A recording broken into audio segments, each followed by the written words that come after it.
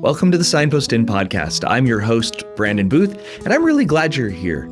This is the show where we explore practical Christian faith and what it looks like when we start with God's grace instead of our own performance. We're going to try to cut through the BS and lift your gaze from the chaos of life and help you attend to Jesus as he is truly revealed in his word. Today's topic is, why is it so dang hard to trust God? I know I should trust him, but more often than not, I don't. And I hang on to my fear, my anger, even my sin. Why is it so dang hard to trust God? And if that is a question you've ever asked, then stick around. That's the entire topic for today. And with me to explore it is Matt Boland and my wife, Leaf Booth. Hello, guys. Good to see you. Good to see you too, guys. Brandon, Leaf. Good to see you guys. Yeah, this is a topic that I freely admit I'm afraid to talk about, but really want to talk about. It's near and dear to the heart of what we do as a ministry. But I also want to admit that I think it's hard, especially right now, for me to talk about because, frankly, I'm going through it. There's just things that I'm going through that are like, I'm struggling to trust God.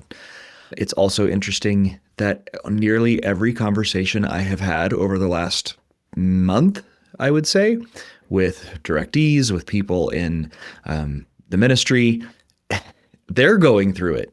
And then the world seems to be going through it as a whole. So I don't know, I feel very unqualified to talk about this today, but it also seems really like it needs to be talked about.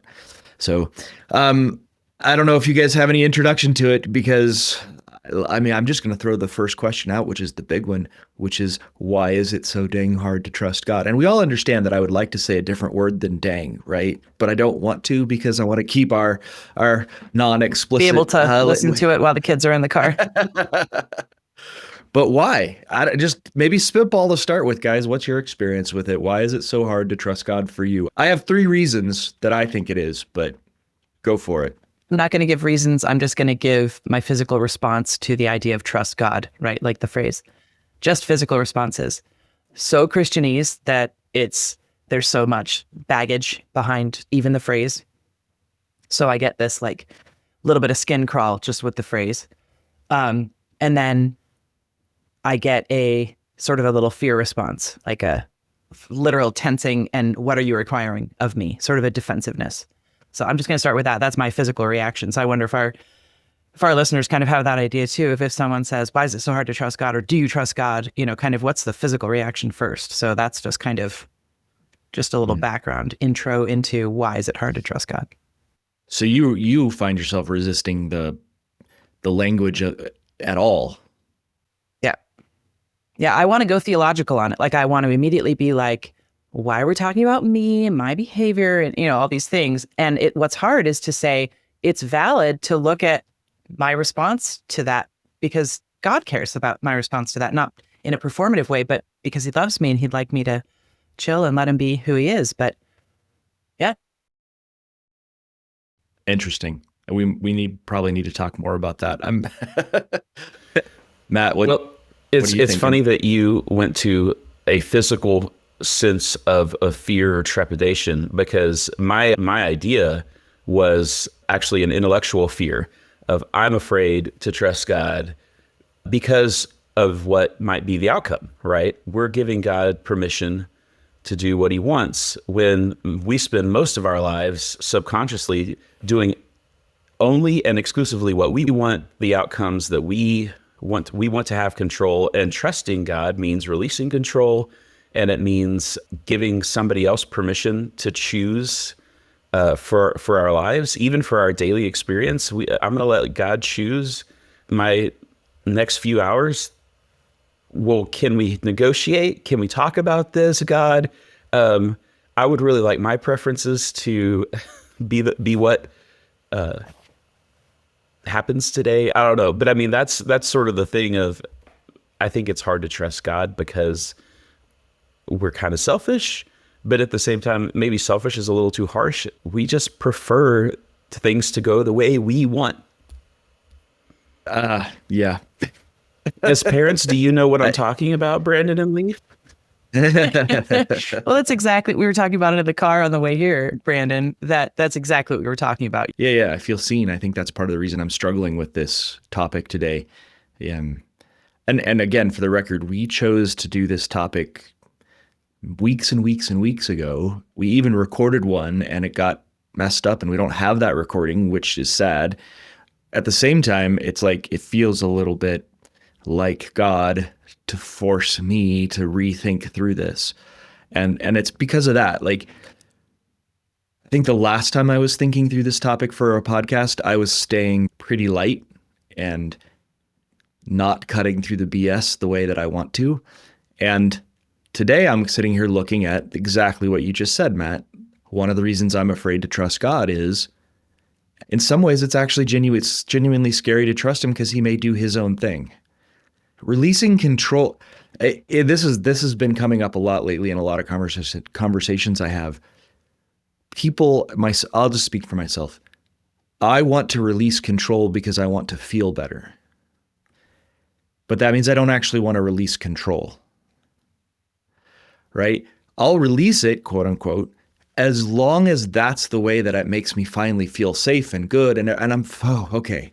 So God, you can have control over my children's future as long as I can trust that what you do with my children's future is actually going to be what I would want to happen, or that they would be safe, or that they would be healthy, because that's a safe way of letting go control, because you'll still do the thing that I want you to do, that I've been trying to get done.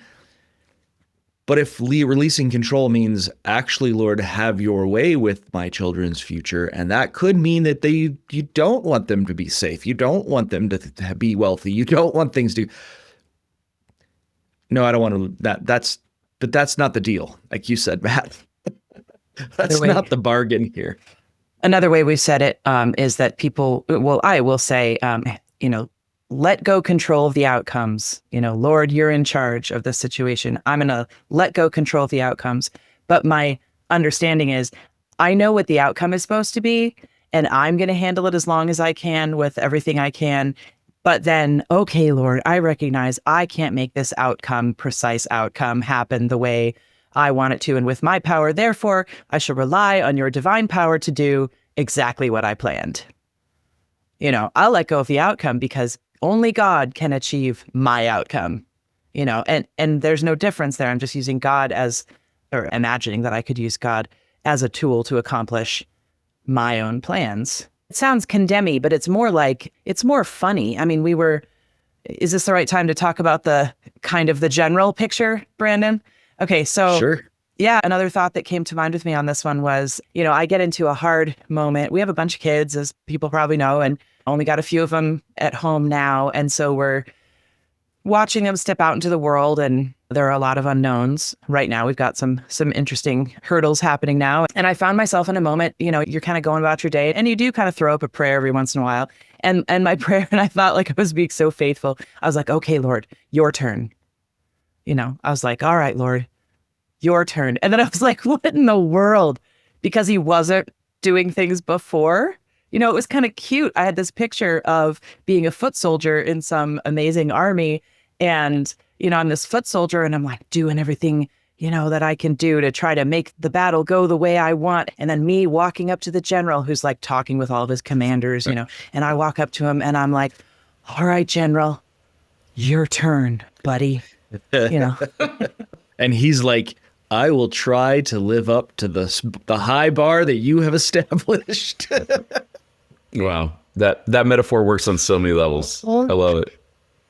Can one of you bring up something in Narnia now? Because apparently the listeners really love it. So one of you needs to have a Narnia reference. I mean, in every book, I think there's a thing about having to trust. Just pick one. It's there. Yeah. Yeah. Well, I do think that's, there's a lot of different directions that I want to go with this, probably topics for other days, but I've really been struck lately by the life lived following the Spirit, right? A Spirit-led life means to be looking and gazing and noticing what the Holy Spirit is looking at and gazing at. And that's Jesus. It always is him. The Spirit's always pointing to what Jesus has done, is doing right now. But how easily we shift from that to sort of looking at our outcomes, our desires, or as long as I have some guarantee or hope that it'll make me feel better. And I notice how much that is true in my own life. Like, I'm not really trying to be led by the Spirit. What I'm trying to do is find a way to feel better. And so the Christianese sort of gets co-opted into that way of like, if you trust God more, the implied thing is, well, then you'll be at peace all the time. And then you won't be afraid. And then you'll make good, you won't get angry at your kids. It's like and there's a certain element of truth to that. Like, it does help when you're trusting God more, but like the thing that gets missed is that trusting God more isn't an emotional thing that makes you feel better, because sometimes it means going into the valleys of shadow, valleys overshadowed by death in Psalm 23. And I think stage one, why is it so hard to trust God, is because sometimes he's leading into those valleys and I'm like, oh, heck no. Nope, don't want to go there. That's where the path, the Spirit is leading me down into a dark valley. No, don't want to go there. Or I don't want my kid to go there. Or I don't want anybody to go there, right? Like, and so, like, sort of level one, it's to acknowledge that fear and difficulty in trusting God sometimes is hear me, it's the right response. It's still a sinful response. Like, it is still sinful to not follow the God of creation wherever he leads, and to reserve something for yourself when he says, go into the valley. However, like, here in this way, if you're staring at a dark valley, of course you're going to be afraid. Like, your body is not doing something wrong. Your soul is not assessing. It's not like you should be assessing this as, well, actually, it's a lovely walk on the beach. No, it's not. It is a truly terrifying thing that you may have to go through. And if you're going to be afraid, give yourself a break that's how you feel. One of the things that occurs to me as we've been talking is, there are sometimes when we do desperately want to trust God, and that's when we find ourselves maybe out of our own missteps in the valley of the shadow of death. And this is darkness. This is hell. Everything's bad. There's one ray of light, trusting God. Okay, I am all in. And that's easy to make that choice. When it's hard to trust God, I'm thinking about it, sounds like when we have options. It's like, oh, wait, I have the option of trusting God or trusting myself and my best laid plans. Well, God, let's talk, right? We want to negotiate with God, and we want guarantees that it's going to be nice and easy, and it's not going to be threatening, and we're going to be comfortable. And so if God's way seems hard or difficult or scary, then we sort of start doing the math and we think, maybe this time I don't trust God and I trust myself. And even though I know, I'm convicted that I ought to trust God, I ought to go with God on whatever path he's leading me on, there's also a sense of like, well, maybe just not this time. And we start negotiating. Makes so much sense to me. And I think it sort of segues into another deeper reason that we struggle with God, struggle to trust God. I love your distinction that, like, at the end of the rope, it's sort of easy when that's all I got left. There's something deeply theological about that seems to be where God brings us all, like, over and over. Maybe there's a grace in that he's like, look, I know the kind of brokenness you are, so I'm going to bring you to your inner rope because that's the only time you'll actually do it. But that's maybe a story for another day. The other thing that I notice in that is, at least for myself, as you were talking, Matt, underlying my bargaining, whether it's because I have a choice or whether it's because I'm in a valley of my own making, a bad place of my own making, a deeper reason I struggle to trust God is because I don't think he actually cares. I don't believe he's the kind of being that's actually going to take care of me in the true sense, or my children in the true sense. Or the reason I'm like bargaining with options is because some part of me actually has this image of God that he kind of wants to hurt things. So I think this is that projecting onto God an image that isn't true. Where do you think that comes from? Because that's really interesting, because we often talk about in churches, God loves us and he has wonderful plans for your life, Jeremiah 29. And you're saying you have this sense of maybe God wants to do mean things? Where's that coming from, Brandon? Sin. But also, capital S, I mean, I think that's the theological answer is that when Romans 7 or even Genesis is talking about the state of humanity, what it's trying to describe is that we all find ourselves sort of inexplicably thinking that God is not good, acting as if he's not, right? Like, so the first sin was doubting God's good character.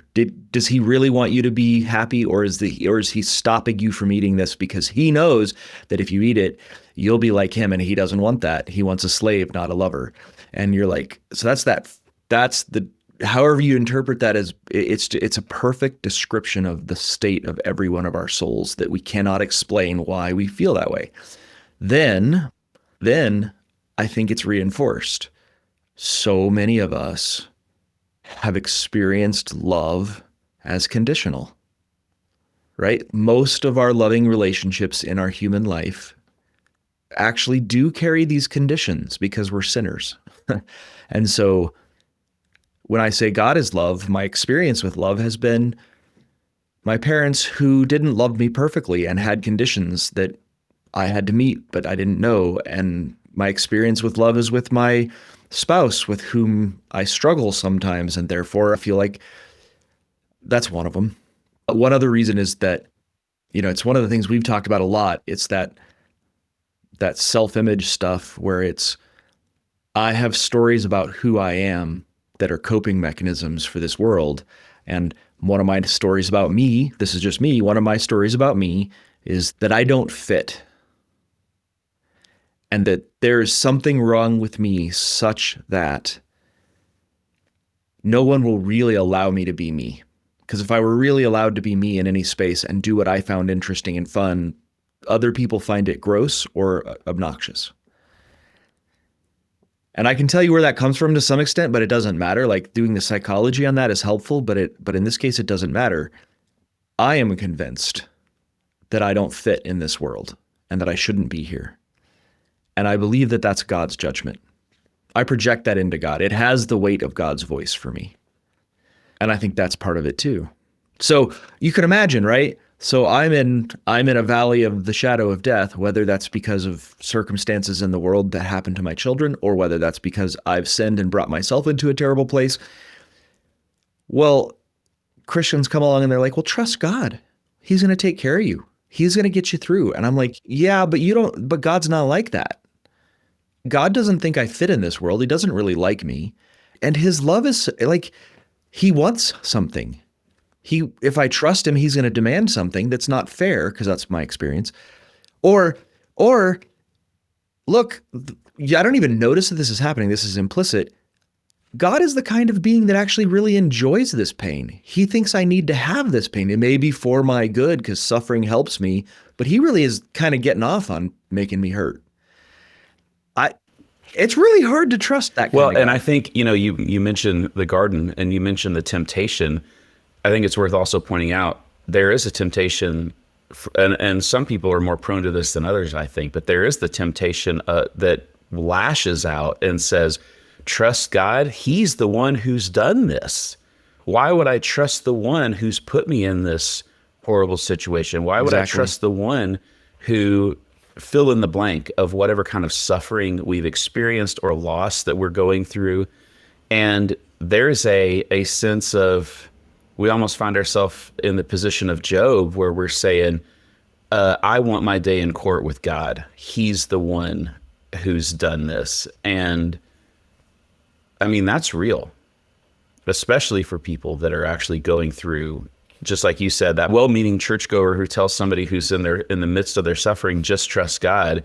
And you sort of just look up at them from your sackcloth and ashes and be like, what the heck are you trying to tell me right now? please go ahead, but I just want to briefly put a pin in the Job conversation, because I had this conversation with somebody recently about it, like almost word for word, Matt. And it was one of the encouragements I found in that was the existence of the book of Job feels to me sometimes like a little bit of an invitation to demand my day in court with God. Like, I get it. The end of the story is God comes and says, "Who the heck do you think you are? Shut up and listen." But that goes back to that kind of end of rope thing. It's almost like God is like, go ahead. Here's a guy who demanded his day in court. Here's how I treated him. Yes, it's not just, and it's kind of a sin, but go ahead and do it. I'll treat you the same way. I'll come down and show you who I am. And there's a healing in that. Well, I think it's really significant that the voice you just gave God with the end of Job sounds like a real jerk. I don't, I think once you are really committed to recognizing Jesus in the Old Testament in all things, even Job, which is probably, a play, kind of a poem. We're not talking about a historical event necessarily, probably not. Here's Jesus if he were to appear to Job at the end of his whole story. And honestly, listeners, it'd be worth going back and reading the book of Job, because it's amazing in this. But let's say that it's Jesus coming in at the end of Job, and you have Jesus turn Job's attention, not like, don't look at your sores, don't look at your loss, but let me show you the world around you and know that I'm the one who gave this to you. You don't have to be in control of the waves, the depth of the ocean, the giant sea monsters. When the deer gives birth in the woods, I'm watching all of those things. I'm seeing everything. And I know, deeper into just the world around you. Look around at the world around you. I'm not even talking about you yet. Just look at his world. And my 21-year-old son often says the most amazing things. And he's on a kick right now of just seeing God in existence. God is what is. So let me look at what is and see God, see Jesus. And that sin, which we often say sin is just madness. It's just insanity. We see people make terrible decisions and they choose, in this world. But Brandon and I talk to a lot of people and they make choices where you say, what? Why? You have a good husband and then you went out and picked up with somebody else. Why? These decisions that we make that are insane. And that insanity is a negation of what is. It's not something else. It's not, oh, here's another choice. This is not what is. And so to turn to look at the world around him, recognizing the loving voice of Jesus who's saying, and I got that, and I've covered the stars, and I've covered the ocean, and it's like more like a father with a child pointing it all. And I made that. And then you have Job in a different position where Job is not being asked to make a good counter argument. He's not even being asked to assent to principles. He's just watching Jesus point out all of creation and all of what is, which makes sin then something that isn't. It's something lacking. And that when Job gets to the end of his rope and there is nothing below him, the Lord opens his eyes and there is everything below him. That's good. I think there's so much depth in Job. This might need to be its own series or something, because there's so much good stuff there. But kind of bringing it back. What's the answer, Brandon? How do we trust God? Why is it so dang hard to trust God? And what do we do about it? Let's summarize up to this point, and then we're going to pause for some updates, but let's do this. It's so dang hard to trust God because the world is a scary place. I am a broken person. And because God doesn't obey my desires. I mean, I think the summary of that is to normalize and give compassion to that it is hard to trust God, and that the feeling that it is hard to trust God is real. and you're not doing it wrong. I mean, yes, again, in the biggest sense, sin is not trusting God. But if you have a struggle trusting God and you're carrying a whole bunch of guilt around, like, oh, I should feel better and trust God, I just want to normalize it and say, welcome to the human race. Join the rest of us. We're all feeling it, so it's okay. Now, God has died for you, and there's resurrection, and there's salvation and forgiveness for all of us who fail to trust God perfectly all the time. Thank goodness Jesus did it. Now let's go and talk about that. That's kind of where I want to say we are.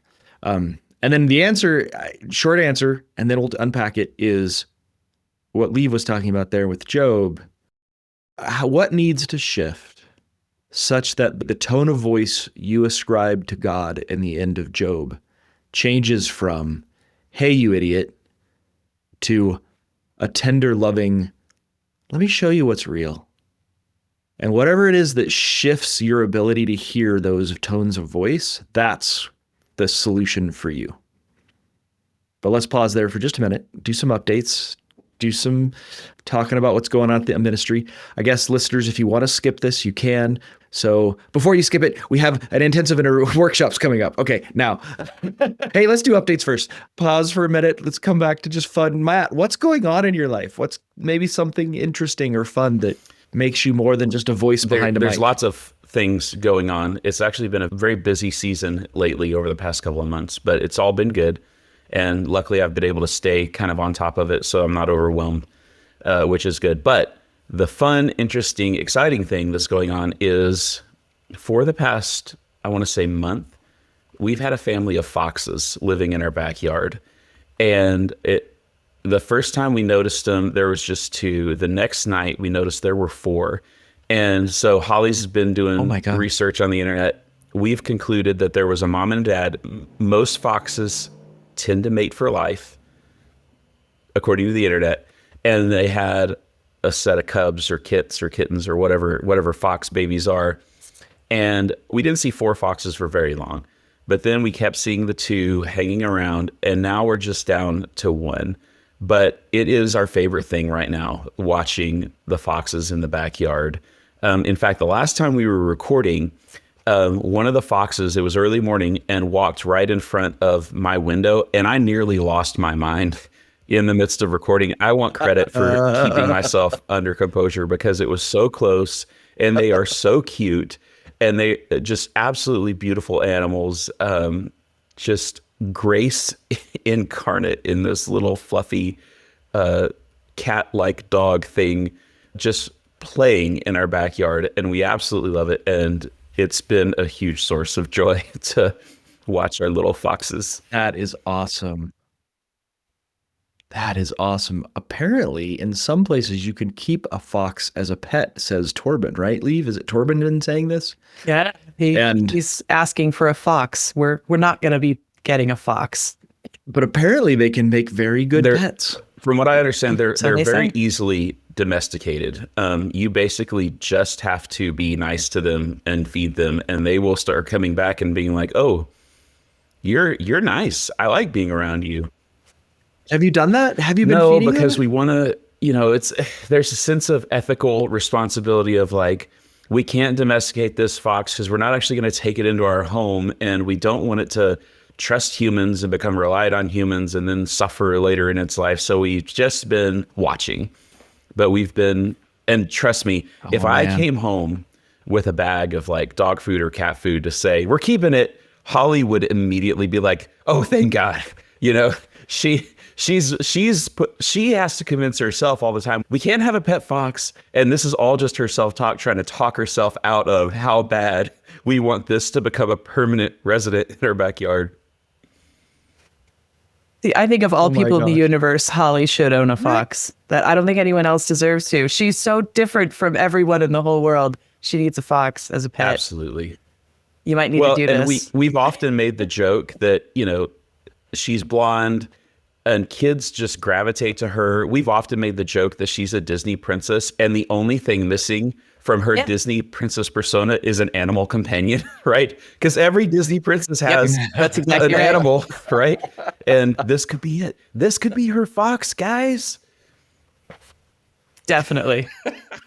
Definitely. I mean, have you named it? You've probably named it. We probably need to not talk about the fox for too much longer, I imagine. But I want to know all about it. No, we haven't. We haven't given it a name. It's really actually whenever they were twins, right? And it was really actually very hard to tell them apart, even when all four of them, and there were two that were just slightly bigger. It was really hard to tell them apart because they just looked completely identical. But no, we haven't settled on a name.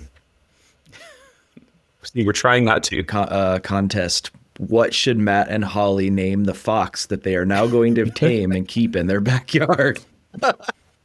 We want the best names, and no Foxy McFockface, whatever how that works. Face. There we go. Fox face. No, but comment with the name of a fox that will encourage Holly to keep it. That's seal her amazing fate and identity as a Disney princess. Mm-hmm. Yeah, sure. Yeah. All right, Lee, what's going on with you? Do you have a fox in your backyard? No, I got two things. One of them is more like practical, which is I'm excited about this idea of this foot soldier in the general. And so I think my next email article is going to be about that. So check out our emails. If you're not already signed up, definitely do that. The articles are great. But also, we've started school again, and I only have two boys at home. My youngest is about to turn 13, so now I only have teenagers. It's agonizing, but it's been a lot of fun to watch them all grow up. And so I only have these two boys, and they're fantastic. We're having a lot of fun. And I came across a curriculum for our science this year that I didn't want to do science of any other kind, and we're done like studying ocean animals and stuff. Like, please, I've been homeschooling for like so many years. No more ocean. So I found this culinary arts science homeschool program. It ticked every single box, and it's called Inquisicook.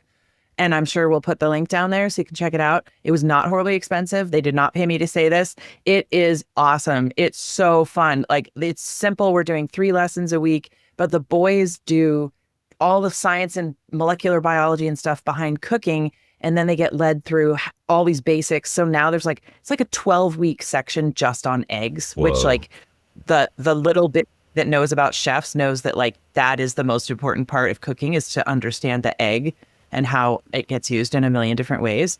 So I'm thrilled. We're having so much fun with that. So Inquisicook. That's awesome. It's pretty great. And that's what that is cool. Yeah. And Inquisicook, if you do want a sponsorship, and just reach hey, out, yeah. we'll let them know that we talked about it. Use Signpost In promo code for 10% off. There you go. This episode sponsored by... I guess if you buy Inquisicook because you heard this episode, make sure you let them know. So anyway. Yeah, there you go. Okay, my update. Gosh, this is the stupidest, nerdiest thing in the entire universe. So we'd expect no less, honey. So, all right. Number one, people may or may not know that I like playing with new like digital tools, right? Like I try different browsers, I enjoy playing with things. So at any given moment in my life, I've always got something, some tool or some software that I'm experimenting with, which does, by the way, make my life very chaotic sometimes because I can never find the files I'm looking for. But long story short, there's a problem right now in the world of browser extensions. They're being attacked. A lot of them are unsafe, and you could never really know. Well, I figured out, of course, that you can program your own browser extensions, especially with AI these days. And so I've been having a lot of fun essentially making my own browser extensions do what I want them to do. And so then I know like what's in them because I was the one, like there's nothing, they're not somehow trying to steal my bank account because they're not reporting to anything because I made it. And so I made one that is like a link inserter that, because I have to send people links, like here's the Zoom link, here's how you set up to a meeting with me, here's how and I have one that just inserts links whenever I need it to. And then I have another one that's a note-taking app that opens as a sidebar and has all these cool like tabs that I can keep temporary notes in. And I'm working really hard to try to figure out how to make Google Docs dark mode, because apparently Google Docs dark mode extensions have been targeted a lot lately by the hackers because they're so popular. And so I'm going to make my own eventually. And that's what I'm doing. And it's fun. Who are you? That's weird. Here's the funny thing. I know Holly uses browser extensions all the time. I have never used a browser extension. And so as you're talking about it, I'm like, I don't even know what that is. I don't know what that does. I know Holly has one for that makes you coupons safer or something, but I'm like, I don't need this.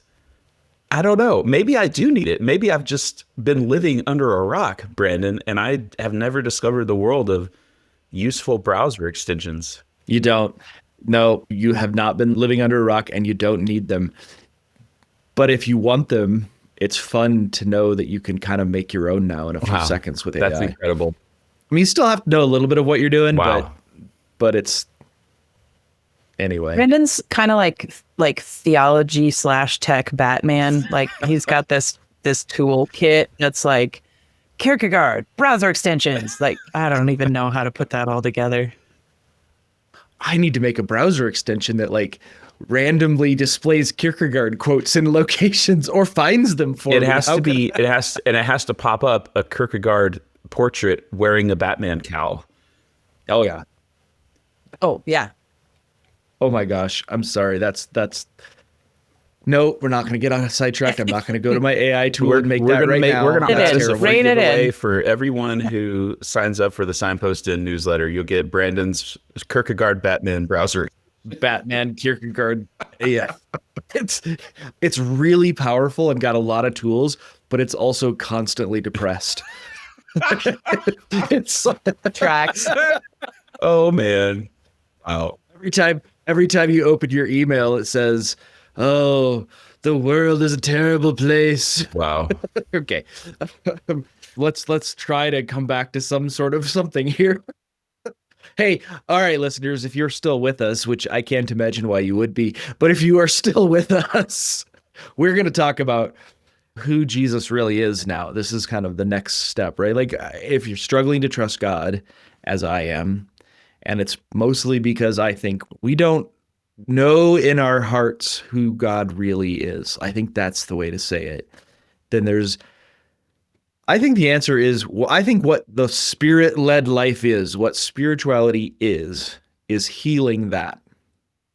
Like, I think the true thing that's being healed is not my character or my emotions per se. It's where I am attending. It's healing who I'm looking at and whether I'm seeing him accurately or not. And that's, I think, what the Spirit is really doing in most of us, in our lives. As an aside, just briefly, this is exactly what our intensive is about.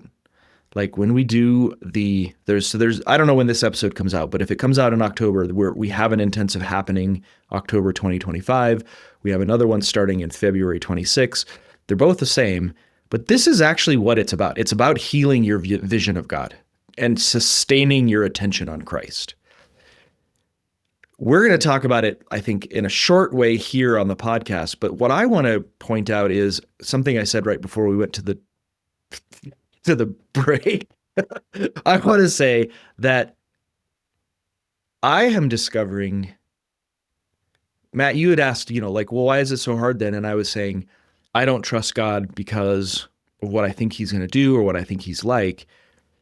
I think we each have sort of individual healing paths. We each have different reasons that need to be addressed around God. Like different things that have built up our bad images of God.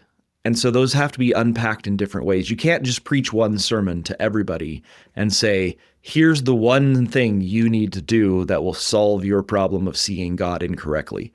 Because so much of it is ingrained, implicit, long-standing, and unique to your story. Does that make sense? Yeah, absolutely. Yeah.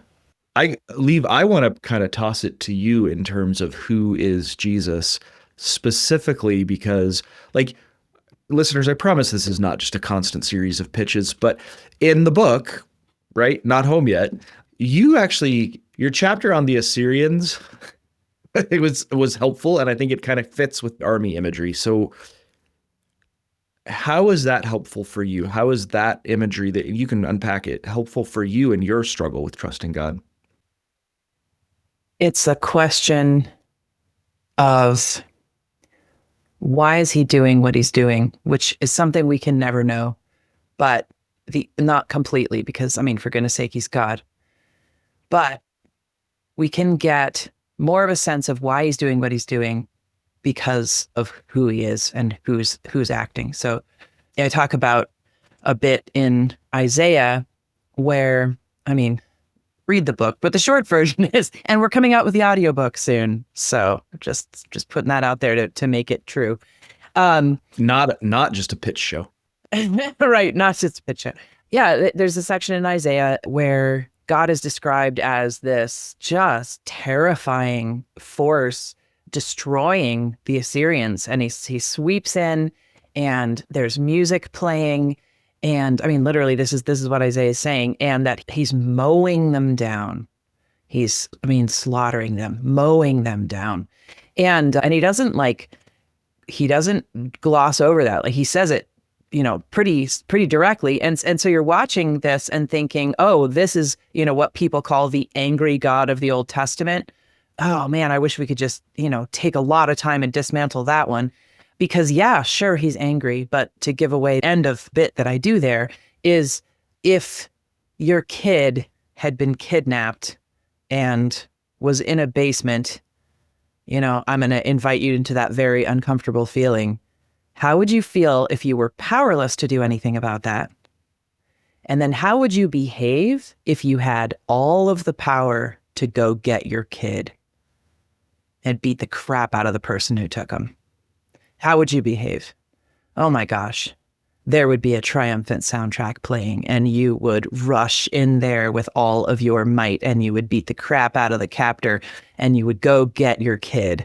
And anybody who watched that happen would be like, oh my gosh, he is mowing him down. He is, coming in there with all this scary power. Well, if it's a father rescuing his kid from suffering, you can bet you're going to see some violence and anger.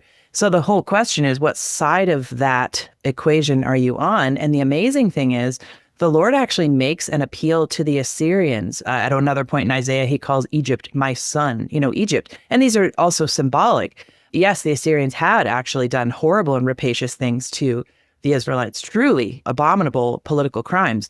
And God, of course, is angry at them for treating his children that way. However, God always calls for repentance to all parties, to the Egyptians, to the Assyrians, to anyone who mistreated his children and is in danger of being wiped off the face of the earth by that angry and loving father. He says, switch sides. Get behind me and I'll be your defender too. And I just think that's what I want to say about that is just that don't get caught up in the details of particular time-bound things. Notice that what's behind it is a different picture of how God is acting and what's in his heart. Right? God does not love violence. God does not like death. He'll use it if necessary. But the kind of God, the kind of person that he is one that wants all of his children, Israelites, Assyrians, and Egyptians alike, all of us, no matter who and what we've done, he wants all of us to be safe and rescued and forgiven.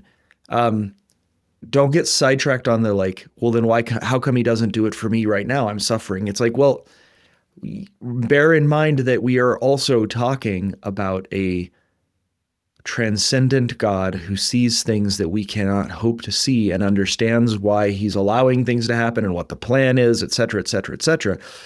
The answer is not, look at this, now he'll give you what you want. The answer is, look at his heart. Trust that.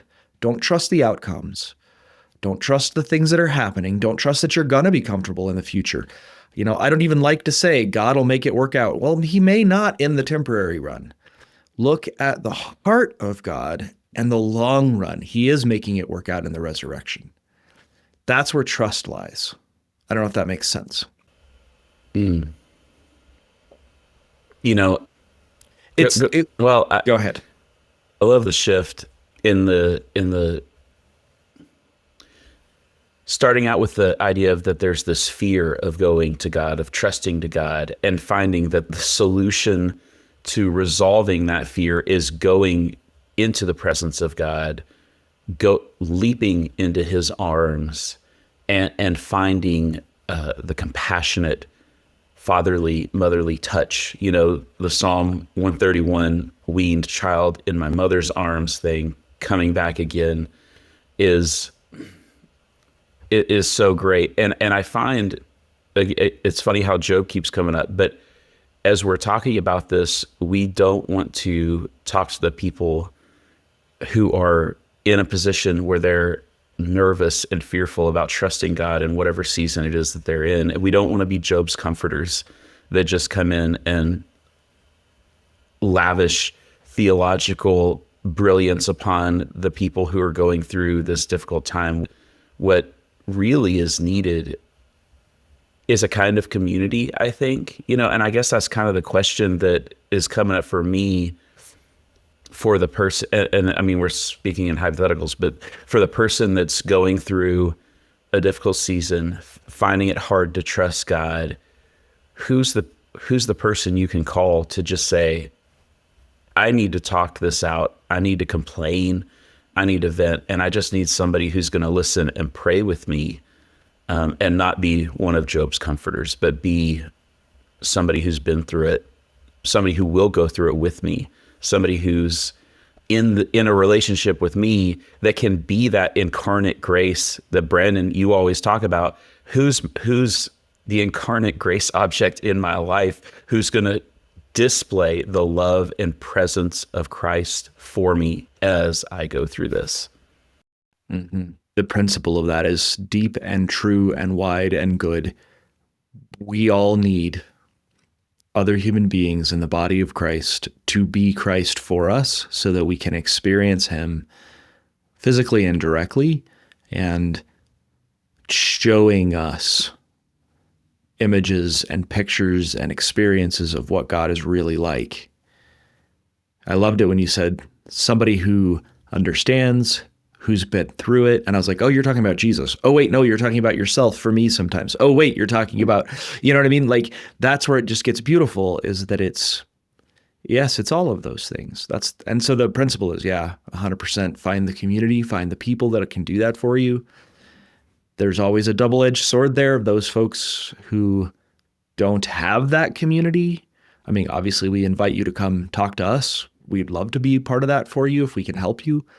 That's what we exist for, to be that space where you can walk into the inn and have somebody sit there and be with you. Whether that's in spiritual direction, whether that's in any of the workshops or intensives we offer. I mean, that's why we're here. On the other hand, we're not the only place. Like we've made this plea so often. Don't pretend to yourself that you can go it alone. And I would say, because I know I am, listeners, if you get poked by that like, well, isn't that church? Maybe I should go back to church, but there's humans there and it's painful and scary and baggage and all those things. I mean, yeah, we are all, talk to us. We're also a good way to kind of help wrap your head around what is church community and help you think that through. But also, your church is a place that is intended to be a place that holds the word of God. And, in our perspective, offers forgiveness, word, and sacrament on a weekly basis to bring Christ to you.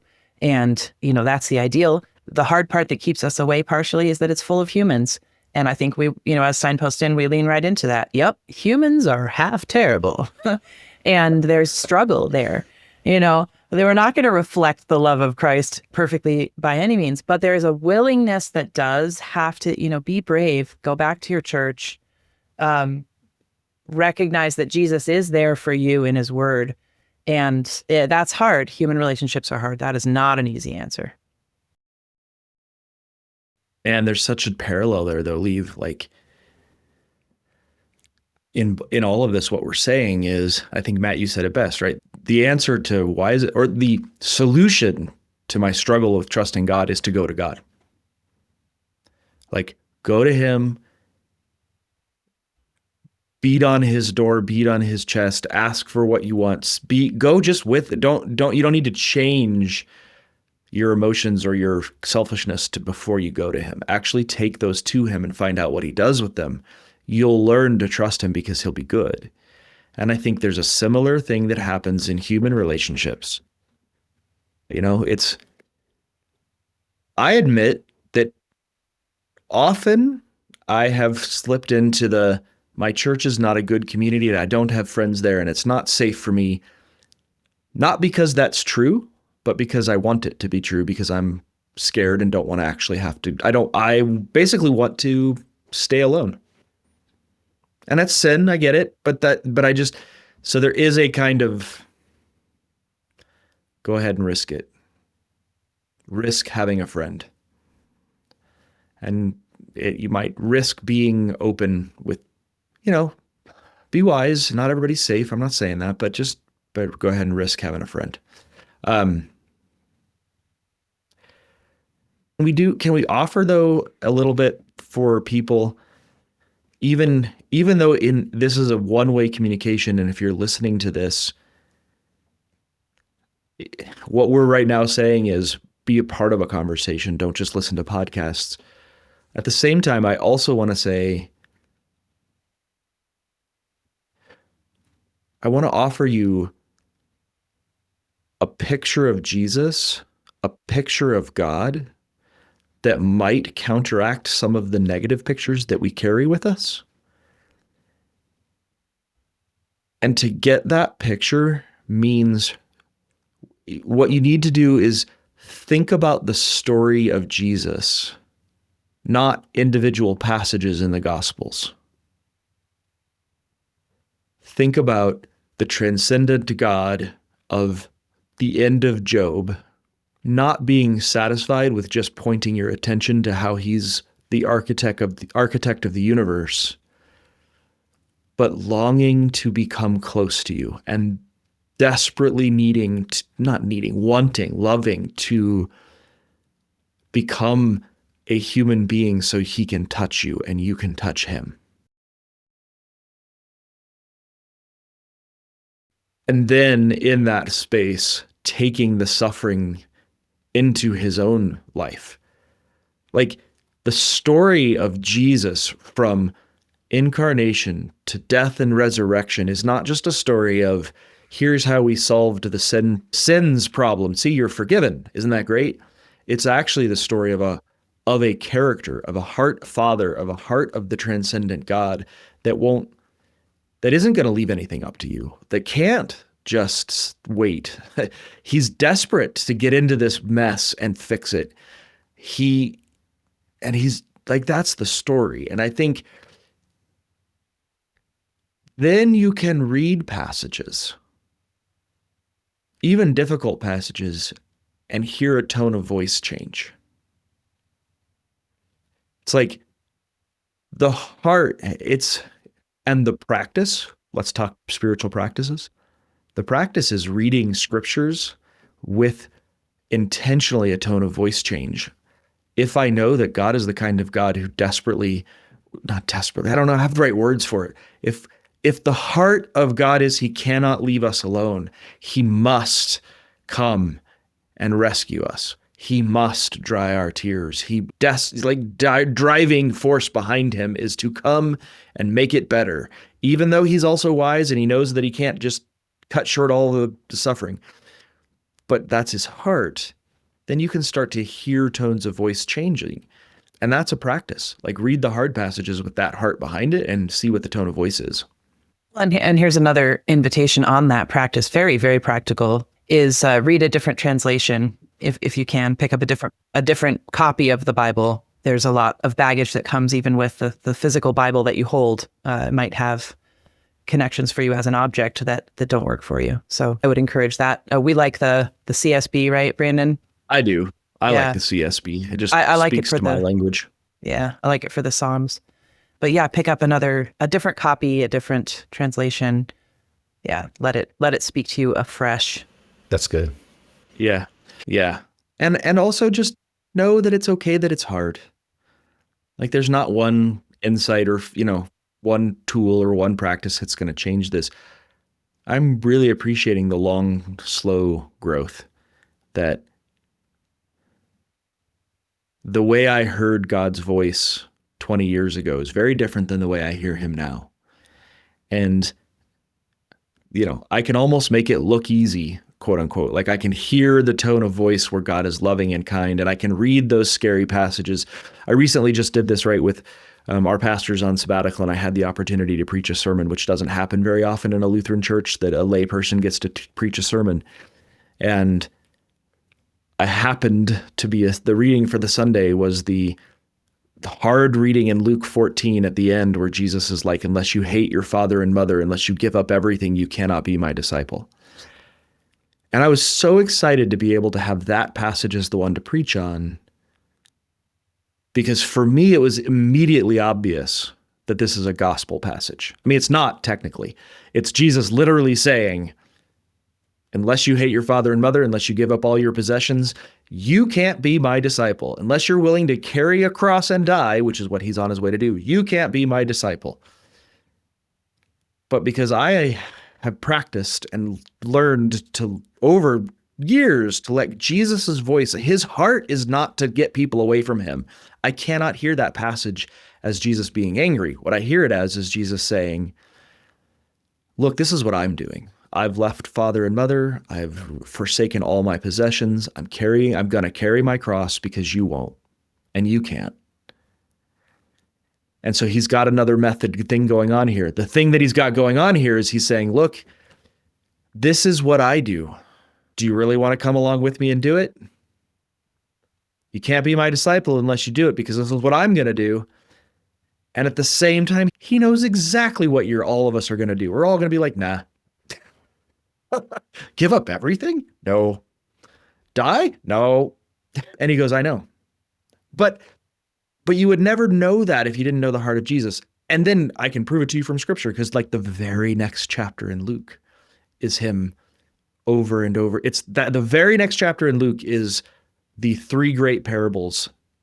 The shepherd who goes for the one sheep out of the 99, the woman who searches for the lost coin, and the prodigal son or father. All of which are parables about what God does for the people who won't give up everything and follow him. But you miss that if you don't know that that's the heart of God. It's hard to see it. So my encouragement is this, take the long, slow practice, and then you'll see those passages for what they are. Yeah, it's funny that you brought up Luke, and as he's on his way to Jerusalem, right, to do Holy Week, right? And as you were struggling for the word, God desperately wants this, and desperately isn't the right word. The word that came to my mind was passionately, right? And what does the word passion mean, right? And I had to look it up, but doesn't it mean with suffering, deep? Yeah. And so there's this beautiful thing coming together. And again, it comes together at the cross. God so passionately wants to do this with you that he went through the cross.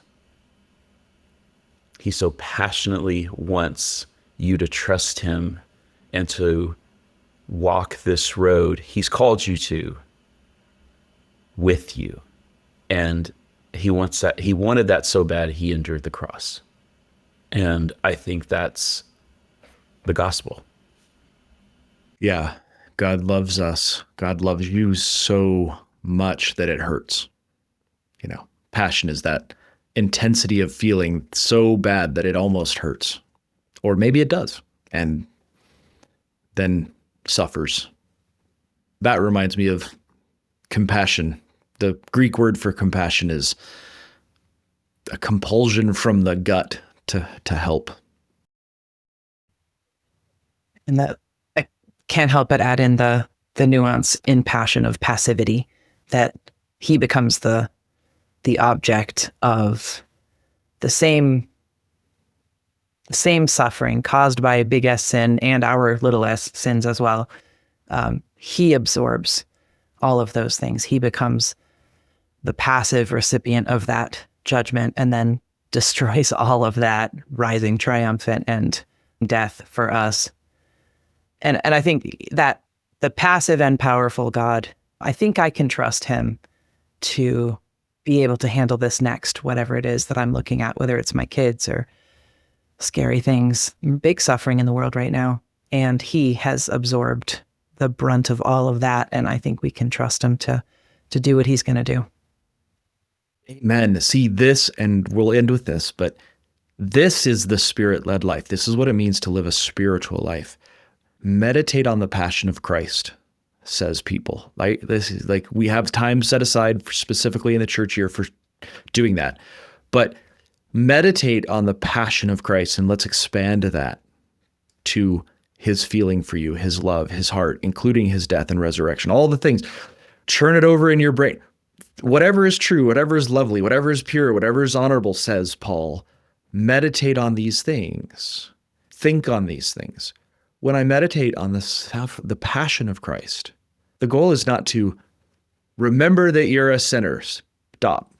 That's the point. No, it's to meditate on, to absorb your heart with, absorb the thoughts of your mind with the goodness and the love of God. The kind of person that he is, his beauty, his kindness, his goodness, his power, his passivity on our behalf. And you know what happens? Just like a young man who has fallen in love with a young, beautiful woman, and he thinks about her night and day, and he meditates on her, and he goes home, and when she's not around, he's thinking about her. And when she is there, he's just looking at her. You know what happens? You start to love the person. Not because you're saying, I need to love this person. I need to remember that it's because you're just thinking about them and imagining them and noticing their quirks and their coolnesses and their beauties and all the little things. That's what causes love. And as you spend more time with them, you realize who they are, and then you start to trust them, not because you're telling yourself you need to trust them, but it's because you're around them. That's the Spirit-led life. So, thanks, guys. This has been a show. This has been an episode. Listeners, thank you for sticking around with us. We'd love to hear from you. We'd love to know what name Holly should give her fox. We would also love to know what you thought of the show, what we can do to serve you if there's things that you'd like to hear us talk about. I did put out on Facebook a little while ago a call for questions. So maybe next episode we will answer some of the questions that I had sent to me via social media and see how that goes. But we'd love to hear from you. You can either leave a comment on your platform that you're on or send us an email, podcast@signpostn.org. Thanks for being here. May the grace of Christ go with you wherever the road takes you. Amen. Thanks for listening. This podcast is a production of Signpost Inn Ministries, a nonprofit Christian ministry dedicated to strengthening people's relationship with Jesus and walking with them compassionately on their life's journey. We offer spiritual direction, retreats, and lots of other resources like this podcast. Please visit us at signpostinn.org to learn more. We especially want to thank our generous donors who support our work and keep this podcast going. If you've benefited from something you've heard, please consider supporting us by making a tax-deductible gift at signpostinn.org/donate. We also want to thank Rex Daugherty for creating the original theme music for this podcast. You can check out more of his work at his website, and you can find all the links in our show notes.